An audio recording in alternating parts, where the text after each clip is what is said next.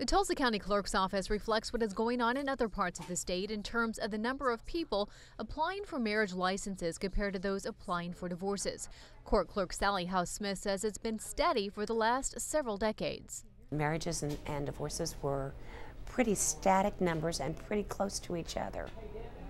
So pretty much for everyone coming in to get a marriage license, There's somebody else coming in to get a divorce, yes.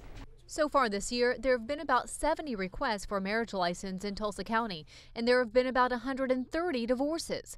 Representative Mark McCullough wants to bring more attention to the issue of failed marriages and hopefully help do something about it. We have probably reached a point where this is such a serious problem that could potentially affect our ability to function as a nation going forward over time, that it's time we start putting some things out here and trying some policies.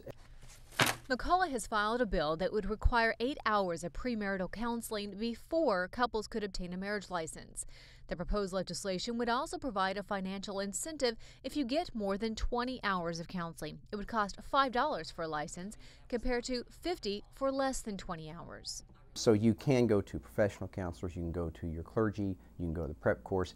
And as far as I can tell, most marriage counseling that is provided by churches, of course, free. Mine was when I got married, and the prep course I do know is free.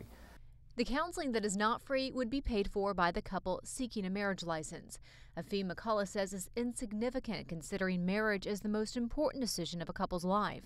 His bill also includes a voluntary covenant marriage component. Covenant marriages involve extensive prenuptial counseling and limits grounds of divorce. The measure also requires parents of minor children to attend counseling before getting a divorce. He says it's estimated our state pays $430 million a year on the direct costs of unwed childbearing and broken marriages. We are spending tremendous amounts of money on the fallout of family fragmentation. So what might government do to respond to that, to take this issue seriously? McCullough says he understands not wanting to restrain individual freedom, but he says with Oklahoma's high divorce rates, maybe it's time for the government to get more involved. In Sapulpa, I'm Angela Rosecrans, the Oklahoma News Report.